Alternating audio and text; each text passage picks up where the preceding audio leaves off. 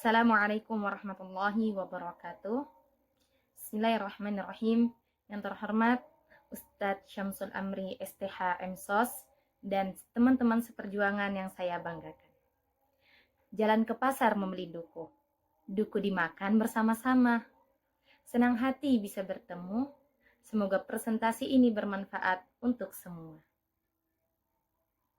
Baik teman-teman, saya Amiratul Afifah, mahasiswi di STIQ Medan, Prodi Ilmu Al-Quran dan Tafsir, dengan NIM 2476231045. Nah, saya di sini akan menemani kalian untuk menyelami samudra ilmu yang sangat fundamental di dalam Islam, yaitu ilmu kalam. Apa itu ilmu kalam? Dan mengapa penting untuk kita pelajari? Baik teman-teman, karena di tengah gelombang pemikiran modern, ilmu kalam menjadi perisai yang melindungi akidah kita, untuk mengajarkan kita untuk tidak hanya percaya, tapi juga memahami dan membela keyakinan kita secara rasional. Nah, ilmu ini adalah bukti bahwa Islam adalah agama yang mengajarkan kita untuk berpikir dan berdialog, bukan hanya menerima tanpa nalar.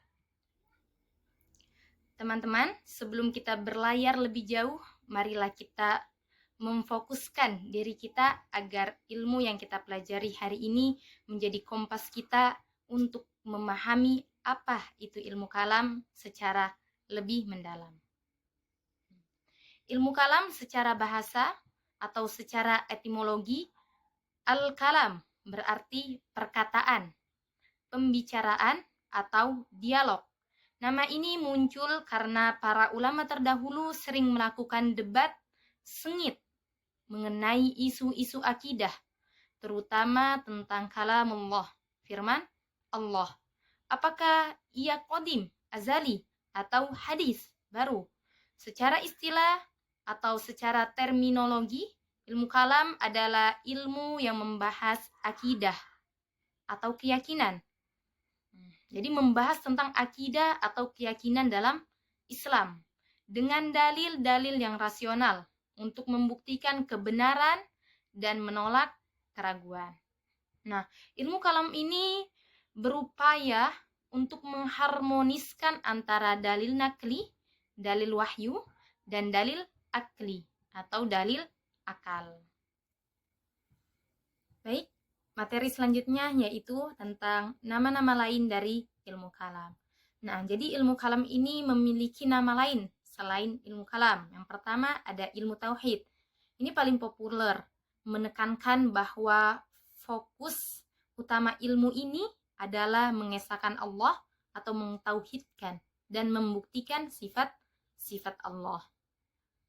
Nama yang lain yaitu ilmu usuluddin, artinya ilmu dasar-dasar agama. Nama ini menunjukkan bahwa ilmu kalam adalah akar atau fondasi utama dari seluruh ajaran Islam, di mana semua cabang ilmu lain seperti fikih, hadis, tafsir, semua ilmu-ilmu itu dibangun di atasnya. Nama yang terakhir yaitu fikih akbar. Nah, berarti fikih yang lebih besar. Istilah ini digunakan untuk membedakannya dengan fikih asghar, fikih kecil, yaitu ilmu yang membahas hukum ibadah dan muamalah. Nah, ilmu kalam ini dianggap lebih besar, lebih agung karena membahas fondasi keimanan. Nah, jadi fikih fikih akbar ini juga sering disebut dengan ilmu akidah. Nah, teman-teman, apa saja sih ilmu-ilmu yang dibahas di dalamnya sebagai ilmu yang sangat fundamental di dalam Islam? Apa sih isinya? Nah, yang pertama adalah ilahiyat atau teologi. Jadi bahasan tentang Allah Subhanahu wa Ta'ala. Yang pertama itu bahasannya tentang membuktikan wujud Allah secara rasional. Yang kedua, membahas sifat-sifat wajib Allah, sifat-sifat mustahil Allah, dan sifat jaiz bagi Allah. Pembahasan yang kedua yaitu nubuat atau kenabian. Nah, ini bahasan tentang nabi dan rasul. Nah, bahasan ini membuktikan kenabian Muhammad sallallahu alaihi wasallam dan nabi-nabi sebelumnya. Nah, pembahasan ini juga membahas sifat-sifat yang wajib dan mustahil bagi para rasul. Pembahasan yang ketiga yaitu ruhaniyat atau eskatologi. Eskatologi. Nah, bahasan ini tentang alam gaib dan kehidupan setelah mati. Bahasan ini mencakup tentang malaikat, jin, alam kubur, hari kiamat, surga, neraka, dan takdir. Nah, dan juga membuktikan hal-hal gaib. Membuktikan hal-hal gaib ini berdasarkan wahyu dan nalar.